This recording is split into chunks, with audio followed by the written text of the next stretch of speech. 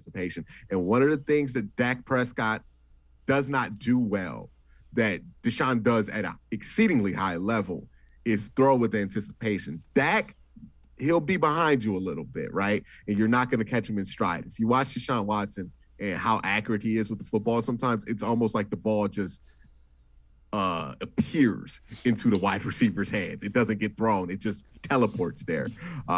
So that's something to look out for, but I think it's going to be very interesting to see what this fit is going forward. I find it hard to think that this won't be a great fit. Yeah, and again, I'm sure that was Andrew Berry's mindset in kind of pairing the two of them together as well. This one's a little interesting. So this is from CBSSports.com. The 15 richest owners in the NFL. Now, top of that is David Tepper, $16.7 billion with a B. That is substantially higher than Stan Kroenke, Jerry Jones at $10 billion. Jimmy Haslam comes in there at $3.8 billion with a B, same as Gail Benson, owner of the Saints. So Jimmy Haslam has plenty of money to spend. We can spend some of his money on free agents or eating cap numbers. He's got a lot to do, and has shown that he's willing to spend the money as well. Mm-hmm. And it's interesting, right? When you look at that list, it can be fooling sometimes, right? Because some of these guys can have $5.8 billion, but they don't have it in liquid assets, right? They have it in valuation, in number of things that they own. Yeah, they do have that much money in value, but that doesn't mean that they can access that money right away, right? The one thing that separates Jimmy Haslam from a lot of different owners, and why you have heard owners kicking and screaming about that guaranteed contract and about guaranteed contracts in general, is because in order to give a high guarantee, you got to do that in cash. You can't pay that in credit, right? Like, you got to pay that upfront in cash, put it in escrow the second that contract's signed, because it's guaranteed money. You can't just take that on a handshake deal, right? That's guaranteed money. It goes into escrow. And some teams just don't have that, right? The reason why Mike Brown was complaining when the Haslams did that is because if Joe Burrow wants that kind of money, I don't know if Mike Brown has $230 million of expendable money to just put in escrow for a player.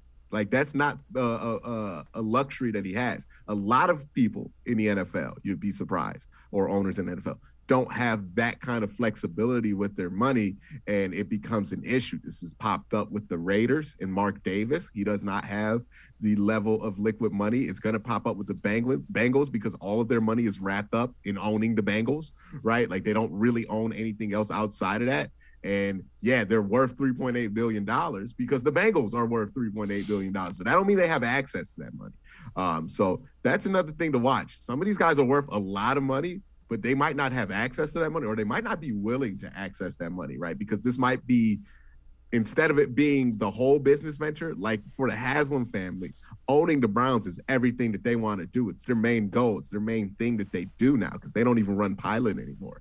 So all that money that he has, $3.8 billion, that goes towards the Browns, right? Like, he focuses that on the Browns. But if you have somebody like a David Tepper, who maybe he cares about football, but he has his hands in other entities, right? Like the Khan family. They own a wrestling company. They own a Premier League soccer team, and they own the Jaguars. So that money's spread out between like 5 different interests, and then they have their own business interests on top of that. So, you know, it could get complicated when you look at money, but the thing with Haslam is that Haslam really just owns the Browns. So he has an advantage in that, where all his expendable money really just goes towards the football team. And that is a luxury that a lot of other owners really don't have. And that's why they're mad right now. Like, that, keep in mind that is why they're mad, because they now have to reach into their bag and get that cash when they did not have to before, right? You can sign somebody to a $400 million contract with $40 million guaranteed. You only got to get the $40 million out, right? It ain't that big of a deal.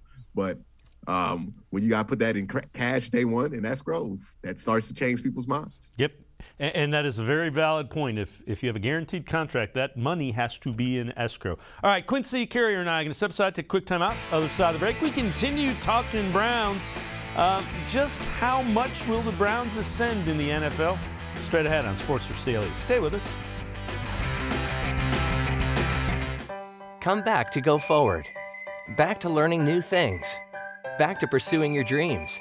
Tri-C has flexible learning options to fit your life. And every year, more than 1,000 local companies provide Tri-C students with real-world learning. The right education can boost your lifetime earning power by hundreds of thousands of dollars. Start now with a college education you can afford. Tri-C, where futures begin. When it comes to selling you a mattress, most retailers are handing you a long line of extra steps that drive up costs and create confusion. At the Original Mattress Factory, we simplify the mattress shopping experience by building mattresses and box springs in our own local factories and selling them direct to you. It's short, sweet, and simply makes sense. So experience more than just the mattress store. Experience an original, the Original Mattress Factory. The Ohio Lottery Partners in Education program recognizes role model students and teachers from across Ohio. Nominations can now be done completely online. To nominate a deserving teacher or student, go to ohiolottery.com. In the About section, find Partners in Education. There you will find links to the nomination forms. Students kindergarten through 12th grade can be academic all-stars. Teachers can be honored as a Teacher of the Month. The Ohio Lottery Partners in Education, where stars shine.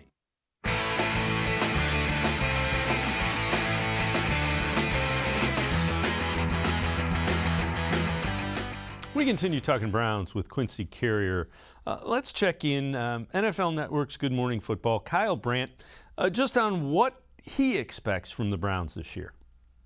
The Browns. I know this is a very complicated team, and it's weird to talk about in some way because of Deshaun Watson. Deshaun Watson's really good, and I don't know how much is going to be on the field next year, but when he is, he'll probably be spectacular. Myles Garrett will be spectacular. I still believe Kevin Stefanski is the real deal. He was a head coach of the year about 20 minutes ago. Things went weird with Baker. Things went weird with Odell. Really talented team that no one wants to talk about, much less pick, because it's all Baltimore and it's all Cincinnati. I think the Browns will be good next year. I do. All right. Quincy, let me ask you this. The move the Browns made to get Watson, do you think it was influenced by what they saw with the Rams going and winning the Super Bowl? You look at it, there are some similarities between Jared Goff, Baker Mayfield. Hell, they went to the Super Bowl with Goff and didn't think he was good enough. Do you think there's some similarities where if you get the quarterback, you can go where you want to be? Yeah, but I don't think it was influenced by it. I think they've always felt that way, right? If the upgrade was out there, they were going to take the upgrade, right? That's just how they felt from the beginning. And I wouldn't be surprised if the whole case, all these cases didn't pop up on Deshaun Watson before he got traded last year. Then it pop up, but the Cleveland Browns would have been in those conversations as well, right? Like, and then we would have been blaming this whole season on that, right? If that happened in the 2020 offseason, that's what we would have blamed this on. Ironically, it was going to happen either way. But yeah, that's something I think that they were always going to be willing to do, right? Their names were associated with Aaron Rodgers last year. Their names were associated with Watson last year. Obviously, it didn't get past a certain point because it never got to that point with those two players. At that point in the offseason in 2020.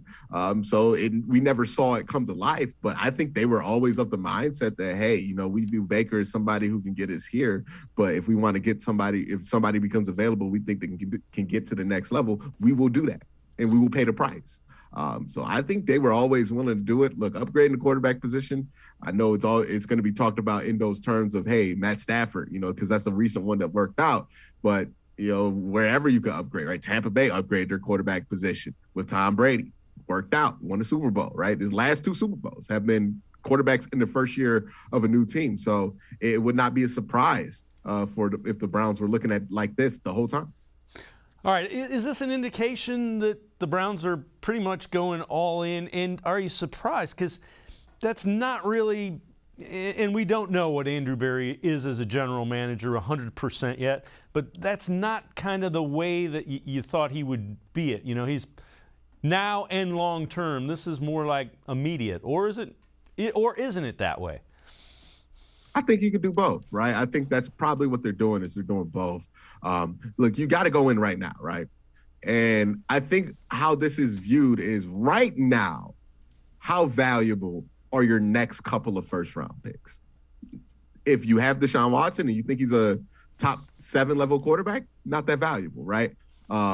Now, if you weren't a very good football team, those picks become a lot more valuable, right? Because they can mean different things. But I think right now we're at a place where the roster's almost complete. You don't really have that much to add. And what you were missing was quarterback. So you'd be willing to give up pieces to go get a quarterback and go all in on this idea right now, because, this roster quiet as kept, it's been built for winning now for a couple of years since they brought in Odell Beckham, right? This has been a win now roster.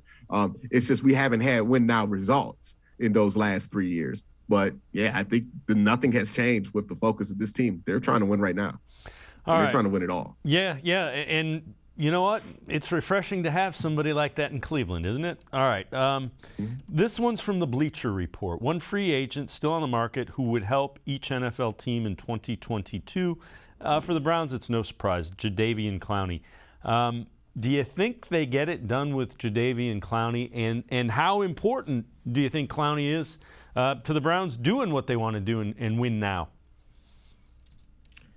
I think they ultimately get it done with Jadeveon. I think this is more of an inevitability than it is a possibility. I think it's going to happen because it just doesn't make sense for Jadeveon to go anywhere else. It doesn't seem like he's going to get more money anywhere else. I could be wrong on that. They've been giving out some pretty crazy contracts the last couple of days. I mean, Bobby Wagner got a crazy deal from the Rams, but I think the Rams are finally out of money. So I think they're going to be done there. And I think, he probably comes back and it will be a huge boon for this defense, because right now they have no other edge rusher that is even close to the level of Myles Garrett, which can be an issue when you only have Myles Garrett on that line. Yeah, I'm with you. I think Clowney just sets everything else up. Yes, his pass rushing thing is important. I think it's even more important how good he is against the run, and that gets overlooked a little bit as well.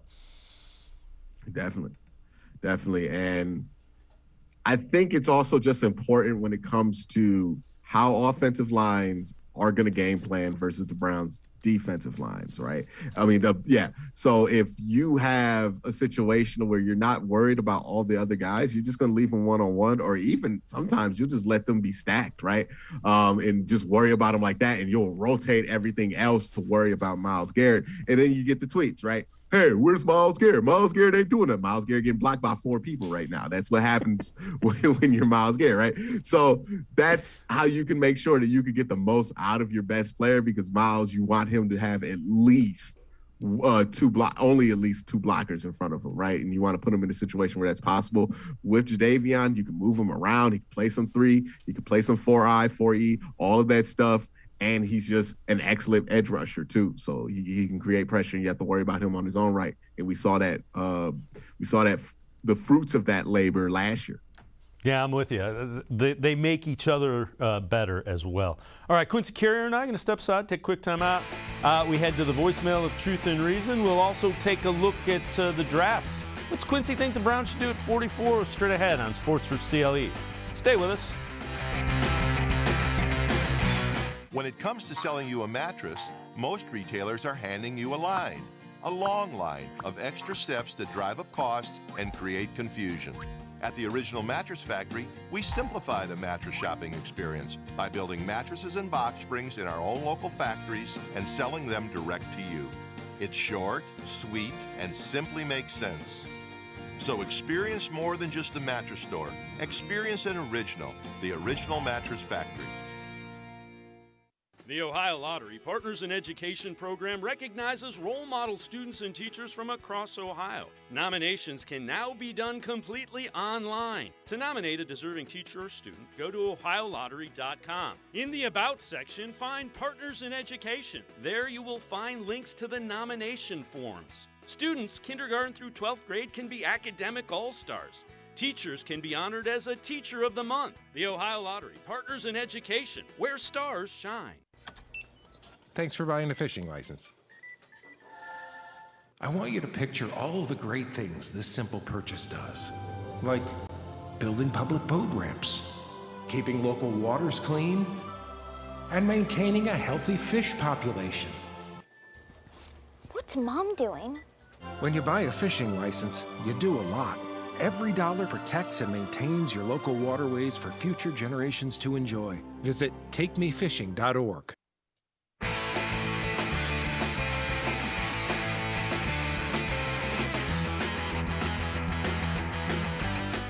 We continue talking Browns with Quincy Carrier. Time to head to the voicemail of Truth and Reason. Ron Byer, frequent voicemailer, with a message to all the Cleveland teams. Dave, I would like to comment on the three sports franchises of Cleveland. The Browns. I hope this upcoming season, after the final roster has been decided, Stefanski cannot do like last year and wait to mold the team into a championship team starting with Game 1. He needs to play and get them ready starting in training camp and preseason, so they're running full goal on Game 1. The Cavaliers, what an exciting group of young talent. If they can learn to play as a team defensively as well as offensively for a whole game, the future looks bright. The Guardians, one positive move, the long-term signing of Jose Ramirez. Too bad they did not do more offensively. In the 90s, we had the offense, but not enough pitching. Now we have the pitching, but the offense lacks in scoring at least 4 runs per game. A very frustrating franchise. All in all, the future looks bright for the Cleveland fans. All right, Ron, as always, appreciate all of the voicemails. Quincy, let's move on to the upcoming draft. What do you want to see the Browns do at 44? You got so many ways you can go. What are you thinking? I'm thinking defensive tackle. And look, there's going to be some guys who could be available, right? Perrion Winfrey is the gold star pick, right? Unless like something crazy like Jordan Davis falls to 44. Then I think Perrion Winfrey is probably going to be the best player available there. If you don't like Perrion Winfrey or you want something different, you can go Travis Jones, even though it's going to be a little bit underwhelming statistically. He has the size that you want from a 3-tech. And then also you can go Logan Hall, who has some of that versatility, right? I think it would either be Logan Hall or Perrion Winfrey at 44, most likely. Those two seem to fit the Andrew Berry profile, and it's depending on which one they like more. I would probably lean towards the Browns liking Logan Hall more, but I like Perrion Winfrey the most out of anybody in this group. But Logan Hall would be a fine pick too as well there at 44. But that's what I would like to do there. I really want to address that defensive tackle position just because, look, the Browns have been trying to fill that hole for a long time, and they've been doing Band-Aid solutions. They've drafted a couple players. It hasn't worked. Now it's time to spend a premium pick on it and just nip that one in the bud, right? Just stop picking at it and just nip it in the bud. We tried the small solution with Jordan Elliott and Tommy Togiai. That didn't work. We did the 1-year cover-up with Andrew Billings. Didn't work. Now just get the guy. And the guy will be there at 44, whether it's Perrion Winfrey, Travis Jones, or Logan Hall, but preferably Perrion Winfrey. All right, so take a listen to Perrion Winfrey from the scouting combine on what teams are getting if they draft him. In the most humblest way possible, I feel like I'm one of the best defensive linemen in this draft. And I say that because I know that I could dominate any man in front of me, and I know that I'm one of the smartest defensive linemen in this draft. Along with that, I know that I could play a multitude of positions and do a multitude of things for a team that allows me to do that for them. If you had to pick one position, one technique that's your best to pass rush from, what is it? Right, I'd probably say 3 technique. I feel like I'm just that guy, regardless of who I'm around, and I love coaches like that who are gonna get in your ass. Like, he just put you on your ass, put him on his ass. I don't like coaches who are just soft and just gonna beat around the bush. I like people to keep it real with me. He was one of those coaches that kept it real with me and let me know the things that I could do at the Senior Bowl and let me know that I could dominate if I really wanted to. And once he let me know that, it was off and running. Yeah, so the mindset is there to be an elite NFL player. I loved hearing that, by the way. Yeah, there's some players, right? Like Myles Garrett's a perfect example where, like, if you hear him in a press conference, you would have no idea that he is like this physical dude on the tape, right? And it doesn't match up. Perrion Winfrey sounds just like his tape is, which is violent. His tape is violent. He is violent with his hands. He likes to get into people's chests, and he likes to put people on their butts. And that's what he did all during the Senior Bowl. I know there are some concerns about his Oklahoma tape, but they had him on a lot of twists, a lot of weird stunts, a lot of stuff that wasn't just him letting him go one-on-one. When they let him do that in the Senior Bowl against the best that the seniors had to offer, he destroyed them. The man won Senior Bowl MVP for the week and for the game at the defensive tackle position. You know how hard it is to win the MVP of an all-star game from the defensive tackle position? You know the last guy to do that was Aaron Donald. I'm just saying. That's good company to be in. Not saying he's going to be Aaron Donald, but dog, he's going to be pretty good. Yeah, if you're mentioned in the same breath with Aaron Donald, I'm in without question. All right, in your mock draft that you did where you had the Browns taking Perrion Winfrey, Jahan Dotson, Christian Watson, both available at 44.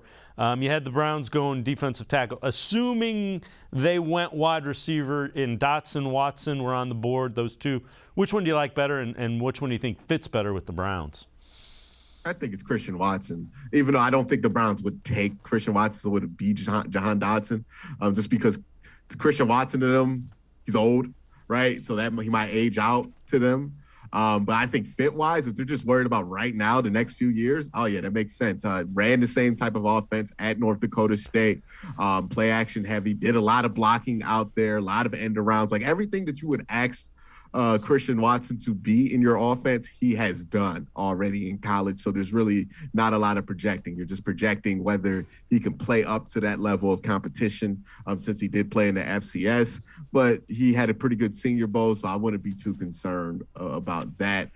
He would be my favorite fit there. Again, it's questionable whether they would draft him. The certain draft trends say that the Browns would not do it based off of age alone. I tend to think that, I don't think they're going to be that locked into it that they would pass up a really good player there. My thing about them taking a wide receiver at 44 is, do they feel like they can just develop not Watson, but Donovan Peoples-Jones and Anthony Schwartz? And I think they're higher on those two young guys than people are assuming right now.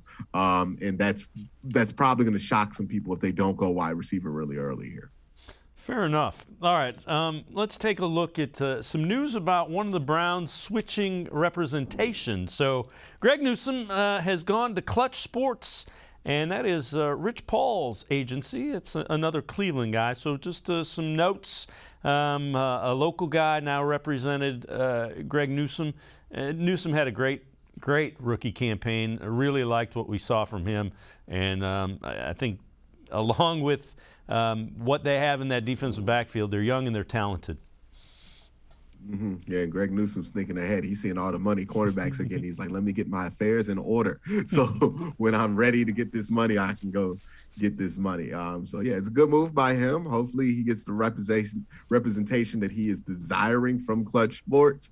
This isn't basketball, so we don't have to worry about him going to the Lakers, right? So, we're pretty happy with that. So good on Greg. Hopefully this works out for him. All right, this one, before we go to break, Bleacher Report. 5 players most likely to be traded during the draft. And top of the list, Baker Mayfield. 2 was Jimmy Garoppolo. 3, N'Keal Harry. 4, James Bradbury, cornerback from the Giants. 5, Grady Jarrett, a defensive tackle from the Falcons. You think Baker Mayfield gets dealt then? And you see significant percent. They're saying kind of what you did. Cleveland likely going to have to eat a significant portion of that nearly $19 million. Yeah, I wouldn't be surprised here because I've seen how Andrew Berry moves. If this gets to a point, right, to where the compensation that you would get for Baker Mayfield would be negligible, right? Like if we're talking about, hey, you have to eat 15 of the 18 and you're getting a 6th-round pick only. I think at that point, Andrew Berry's going to do right by Baker and just release him, right? Like I think if it gets to that point to where it's negligible, if nothing happens in the first 2 days of the draft with Baker Mayfield, I don't think he gets traded during the draft just because Andrew Berry has showed a tendency to, hey, if this is going to go a certain way and the compensation is only going to be a certain amount, let's just do right by the player and make sure that we don't have burnt bridges out there. And I think that's what he's going to do with Baker. Like if this thing gets a 6th-round pick and you got to eat more than 75% of that money, ain't no real reason to trade him at that point. Just release him, let him go where he wants, and just let's move on from the situation. Yeah, and they did that with Odell Beckham Jr., so there is a precedence and a history of that. Quincy Carrier and I are going to step aside, take one more time out. Other side of the break, we continue to talk about Baker Mayfield, some perspectives on what might happen and what teams are thinking about Baker. Sports4CLE will be right back. Stay with us. Come back to go forward. Back to learning new things. Back to pursuing your dreams. Tri-C has flexible learning options to fit your life. And every year, more than 1,000 local companies provide Tri-C students with real-world learning. The right education can boost your lifetime earning power by hundreds of thousands of dollars. Start now with a college education you can afford. Tri-C, where futures begin. When it comes to selling you a mattress, most retailers are handing you a long line of extra steps that drive up costs and create confusion. At the Original Mattress Factory, we simplify the mattress shopping experience by building mattresses and box springs in our own local factories and selling them direct to you. It's short, sweet, and simply makes sense.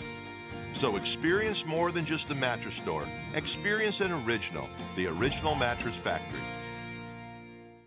The Ohio Lottery Partners in Education program recognizes role model students and teachers from across Ohio. Nominations can now be done completely online. To nominate a deserving teacher or student, go to ohiolottery.com. In the About section, find Partners in Education. There you will find links to the nomination forms. Students, kindergarten through 12th grade, can be academic all-stars. Teachers can be honored as a Teacher of the Month. The Ohio Lottery Partners in Education, where stars shine.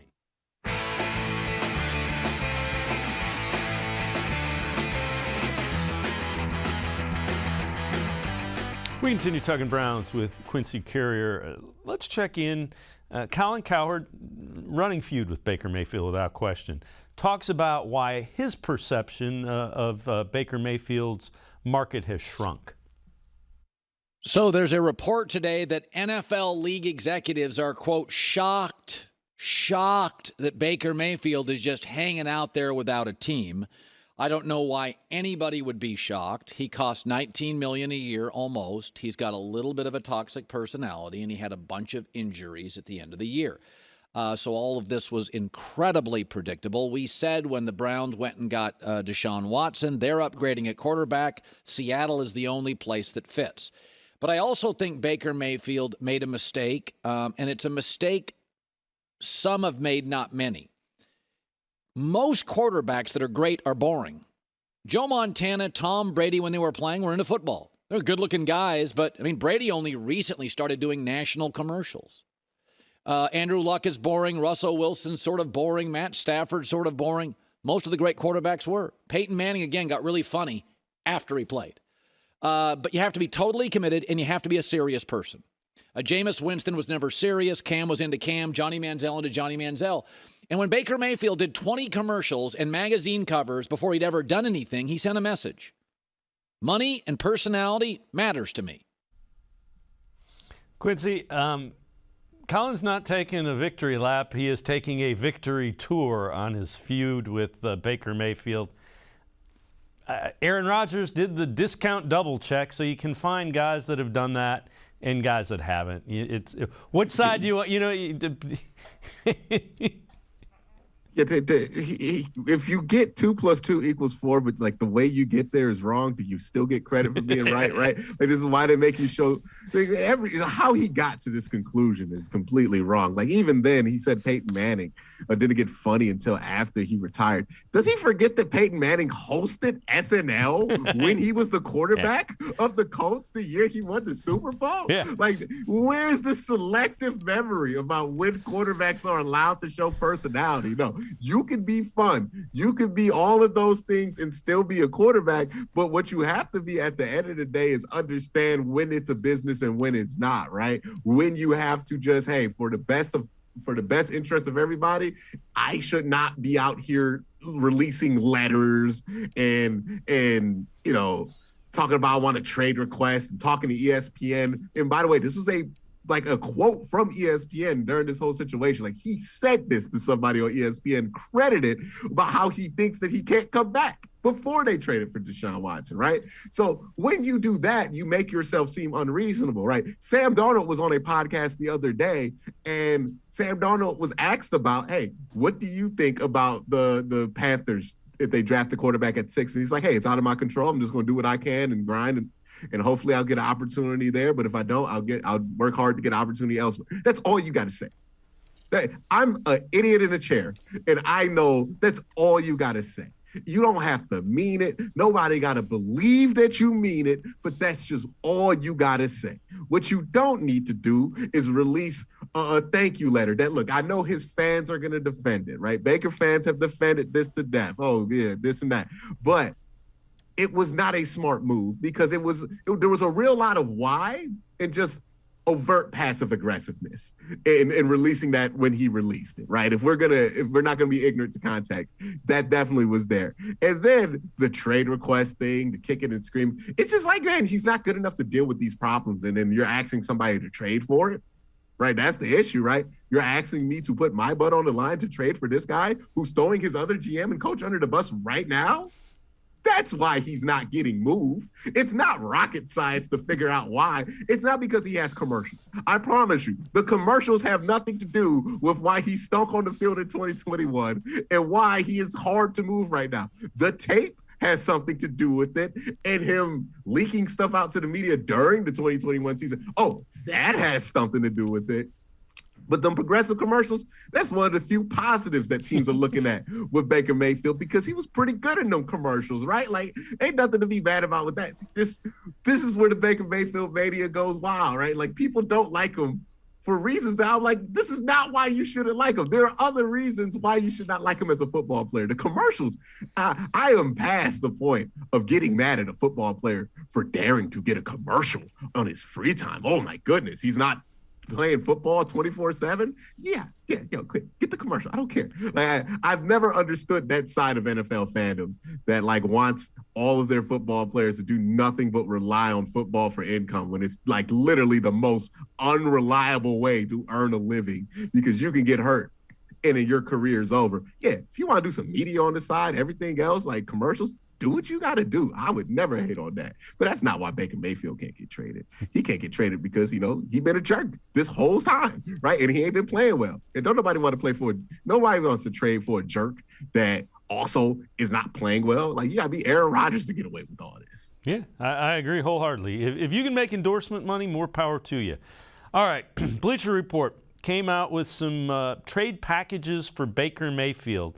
And some of them are interesting. All right, Seattle, number 72 and 153 in 2022. The Atlanta Falcons, 58 and 90 in 2022.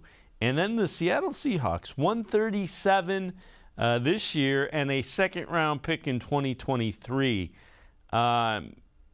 That's Carolina, rather. If I am the Browns, I'm taking that one. If I can get a second-round pick in 2023, oh yeah, if you get a second-round pick in any year for Baker Mayfield, that's the deal you really want to make. Yeah, I'm at the point if you get anything before the fourth round, I'm good. Like, you know what I mean? Like, once you get past the fifth round, all right. Like, it's whatever. But if you get anything, from rounds 1 to 4 for him, hey, good on you. That's more than I thought we would get at this point, right? Like, the value just is not high there. There's just not a high demand for him.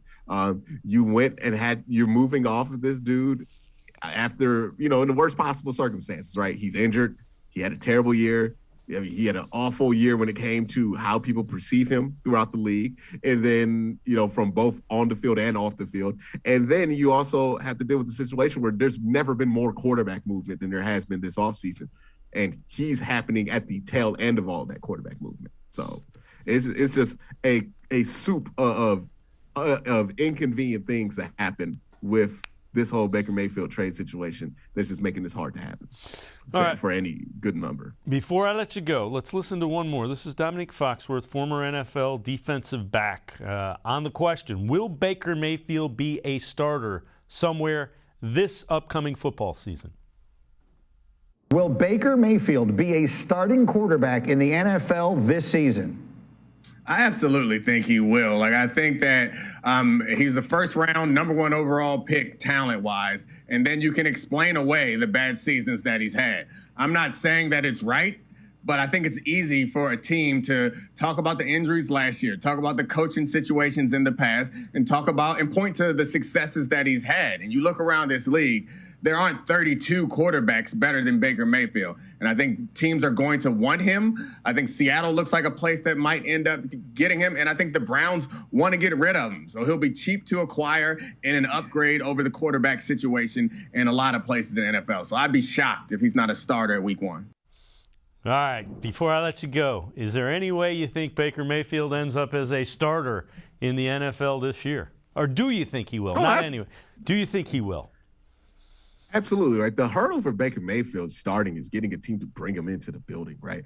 Like, once he gets in there, like, if you bring Baker Mayfield into camp, right, and you got Drew Lock and Baker Mayfield standing next to each other, Baker Mayfield's going to look like great next to Drew Lock or Sam Darnold or any of these quarterbacks. Like, imagine you draft Kenny Pickett, and then you also have Baker Mayfield, and then you put those two next to each other, and it's a world of difference, like, between the physical skill set between those two players, right? Baker is faster, throws a better football, and has way more zip, and is a bigger player overall, like, when it comes to his weight, not his height.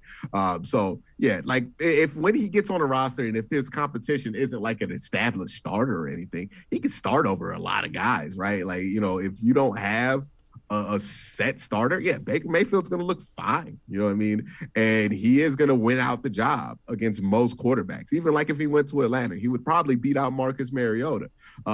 That's one of the things I worry about with this quarterback class. With the guys you could get in free agency, right? You could have gotten Jameis Winston, you could have gotten Marcus Mariota, and you can get Baker Mayfield. Any of those guys, if you put them next to anybody but Malik Willis in training camp, they're going to look woefully, like, physically incompetent compared to them. So, yeah, he will get a chance to start because there will be those issues with how Baker feels and how he acts sometimes, but he'll be on his best behavior when he gets traded or moved somewhere. And, once he gets in the building, you'll see him play some football, and, you're going to be able to talk yourself into Baker Mayfield. That's never been an issue. People have always been able to talk themselves into Baker Mayfield. We have talked ourselves into Baker Mayfield. It's not a very difficult thing to do. He shows the signs. It's just living the 4-year Baker Mayfield experience. That's a whole nother ride in itself. But buying into it, you'll see the signs. You know what I mean? He'll show you something. He's not a bum. Like, I think people think he's a bum. He's not a bum. Like, he's a good quarterback who can show you that he could be a great quarterback, but he can also play very bad at times too, right? That's just the reality of him, but that's good enough to start. All right, Quincy Carrier, great stuff as always. Quincy, appreciate the time and the insight. Thanks very much. No problem. All right, Quincy Carrier, again, talking Browns. All right, we're going to step aside, take a quick time out. We shift our attention to the Cavaliers and that play-in tournament that they will be part of. Sam Amico from HoopsWire.com, straight ahead on Sports4CLE. Stay with us. Come back to go forward. Back to learning new things. Back to pursuing your dreams. Tri-C has flexible learning options to fit your life. And every year, more than 1,000 local companies provide Tri-C students with real-world learning. The right education can boost your lifetime earning power by hundreds of thousands of dollars. Start now with a college education you can afford. Tri-C, where futures begin. When it comes to selling you a mattress, most retailers are handing you a line. A long line of extra steps that drive up costs and create confusion. At the Original Mattress Factory, we simplify the mattress shopping experience by building mattresses and box springs in our own local factories and selling them direct to you. It's short, sweet, and simply makes sense. So experience more than just a mattress store. Experience an original, the Original Mattress Factory. The Ohio Lottery Partners in Education program recognizes role model students and teachers from across Ohio. Nominations can now be done completely online. To nominate a deserving teacher or student, go to OhioLottery.com. In the About section, find Partners in Education. There you will find links to the nomination forms. Students, kindergarten through 12th grade, can be academic all-stars. Teachers can be honored as a Teacher of the Month. The Ohio Lottery Partners in Education, where stars shine.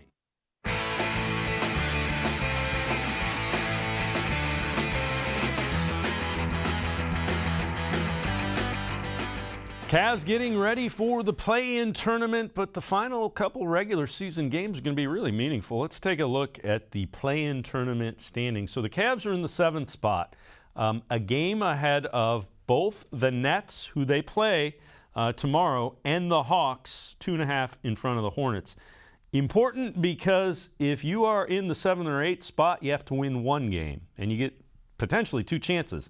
If you're in the 9 or 10 spot, which the Cavs could end up in that 9th spot, you got to win 2 games. Makes it much more difficult. Let's welcome in Sam Amico from hoopswire.com. Sam, that game with the Nets coming up, it's starting to look like a preview of a playoff or a play-in game, if you will. Yeah, it just keeps getting a little more difficult when you think about how things have gone towards the end of the season with the injuries and, not winning a lot of games and losing in Orlando, kind of a bad loss there. It's been a struggle. But yes, you start with the Nets. You have 2 regular season games left, and you have to make the most of them if you're the Cavs. Unfortunately, the Nets came back from 21 or 20-something down last night against the Knicks, kind of hoping that the Cavs could use that breathing room. But it's just not, it's just not been in the cards for them lately with the injuries to Jared Allen and Evan Mobley. And now they just have to finish the regular season strong or as strong as they can. All right, so you mentioned those 2 injuries, and let's take a look. This is from StatMuse. Cavs are 1-4 since the Evan Mobley injury, 6-10 since the Jared Allen injury, and we also find out from Adrian Wojnarowski that there's a decent chance that Evan Mobley could be back Friday night against Brooklyn. Allen has a very good chance of being back before the playoffs. How critical is it to get one or both of those back, and how much difference, how different are the Cavs when they have those 2 guys in the lineup? I know the answer, but I want to hear what your thoughts are.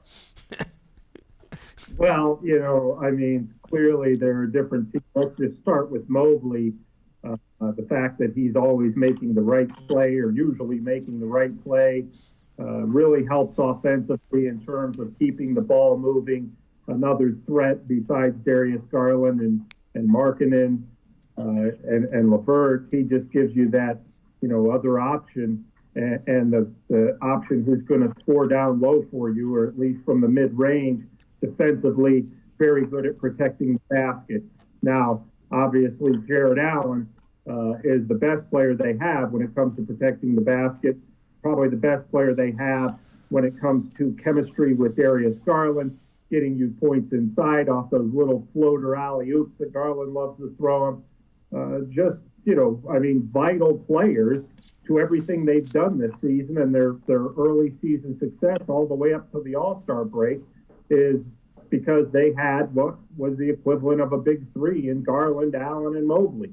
And you remove 2 of those guys, and you get what you get. We just saw the stats. So just getting one of them back would be a big boost, not only in terms of on the floor, but in terms of morale and belief. And, we've got some help, and they really need some help right now. So, going into Brooklyn and winning that game is going to be incredibly difficult, even if you had all your pieces. You're talking about a Nets team with Kevin Durant and Kyrie Irving, who have both won championships. This is all new to the Cavs. They're still young, playing on opposing floor. That's just going to be a tall task, regardless of who's on the court for Cleveland. All right, so before we go to a break, Cavs have won 1 of their last 5, 2 of their last 9. Is it just a young team running out of gas? Is it more than you heard J.B. Bickerstaff talk about the effort the last game. That's got to be something that he's going to direct at his team. Sure, absolutely. That's part of that when the coach talks like that. That's motivation. That's kind of pushing them to limits that they think. They battled a little bit in that game for stretches. But he's asking more. Battle the whole time. They have no choice.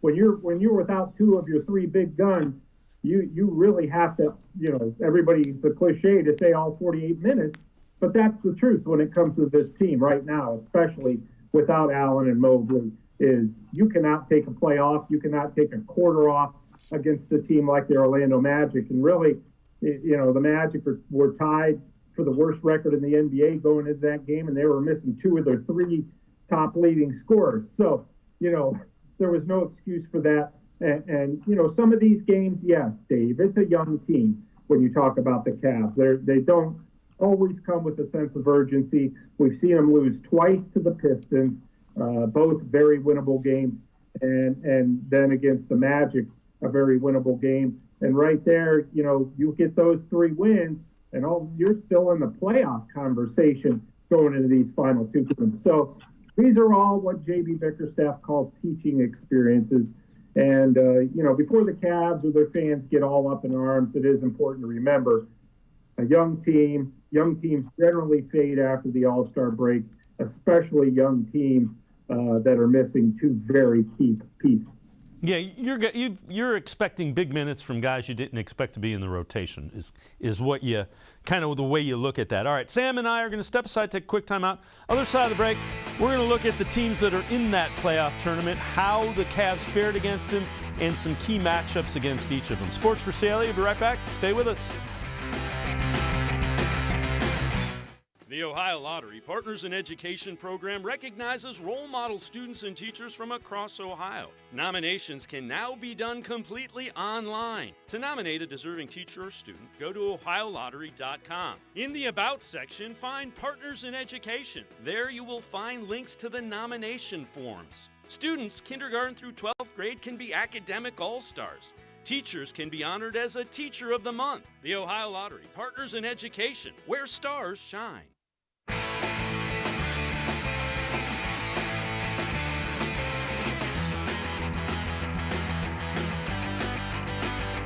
Welcome back to Sports4CLE. We continue talking Cavs basketball with Sam Amico from hoopswire.com. So, Sam, we mentioned Cavs finishing out regular season against the Nets. Game is important, number of reasons. That's a team they could very well face in the play-in tournament. As it currently stands, Cavs are 7th, Nets are 8th. And if the Cavs end up tied, they're a game ahead of them, Cavs end up tied, the Nets win the tiebreaker because they won the season series 2-1. And here you see the season series. So the Nets take it 2-1.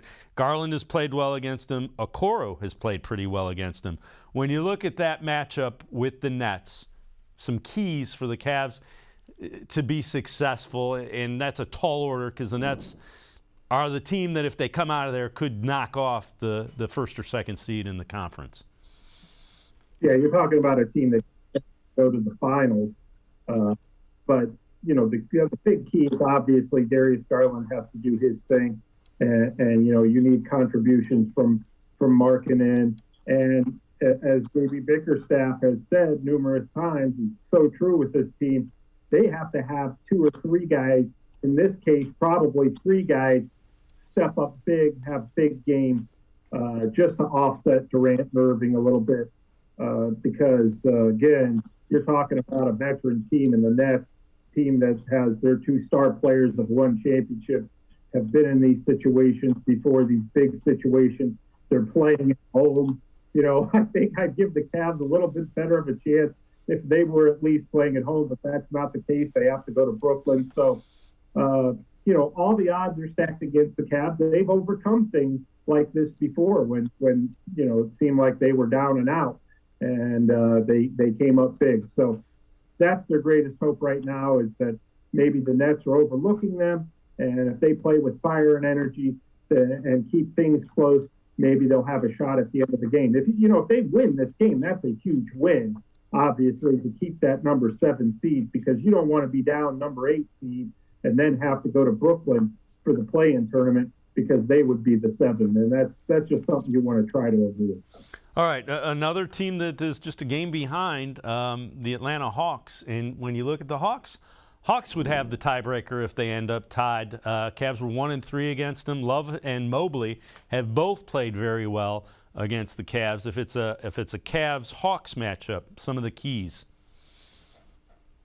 So the big thing with the Hawks, too, is they've been really good at home. They've been a team that has come on very strong in the second half of the season. They were so down and out really prior to the All-Star break. but since the All-Star break, they've been on fire. They've been on one of the best teams in the Eastern Conference. They're very good at home. Again, this is a team that you're not going to want to face on their floor in the play-in tournament. So, it's just keeping the ball moving. And really, for the Cavs, without Allen, they've struggled defensively. They have not been able to keep teams, regularly below 120 points. And Atlanta is one of the more explosive teams. So it's really going to come down to just being physical. And J.B. Bickerstaff has talked about this a lot. Some of the players have talked about this a lot. It's really not about who's getting the offensive numbers in these games, like against the Hawks and the Nets. It's how much force and how much pushback you're playing. And the Hawks they like physical play. So that would really be a key for the Cavs. And then when we look at the Hornets, currently 10th spot, Cavs were 2-2 against them during the season. And a couple of the big guys, Allen and Markkanen, are the guys that have been really successful if it ends up being the Hornets that they play. What do you see as some of the keys in that? That's not a big surprise that the Cavs big guys were successful against them, because the Hornets like to play a lot of small ball. They like to move up and down the court, get you to try to force you to play at their tempo. When the Cavs refuse, in the games they refuse to play that tempo, they've beaten them. In the games that they've tried to run up and down the floor with them, it hasn't worked out. So big key there is, again, playing playoff style basketball, utilizing your big guys. Hopefully, if you run into the Hornets, you do have at least Allen or Mobley in one of those games. And then, we see a lot in those games of the Cavs just going down low and kind of playing a slower game that they're successful at when they have their big guys. Yeah, and again, it's possible they could have Mobley back as early as Friday. That would help. And then Allen might be back for the play-in tournament. Sam Amico, as always, man, thanks so much for the time and the insight. Appreciate it. Thanks very much, Sam. All right, Dave, thanks for having me. We'll talk to you soon. All right, Sam Amico. Make sure you read them, all things Cavs as well as the NBA, hoopswire.com. That's going to do it for this edition of Sports for CLE. See you back here tomorrow at 4 o'clock. Scheduled guest Tim Bielik from the Plain Dealer as well as cleveland.com. Randy Gurzy from Dog Pound Daily. Tomorrow at 4 o'clock, Sports for CLE. We'll see you then. Have a great night, everybody.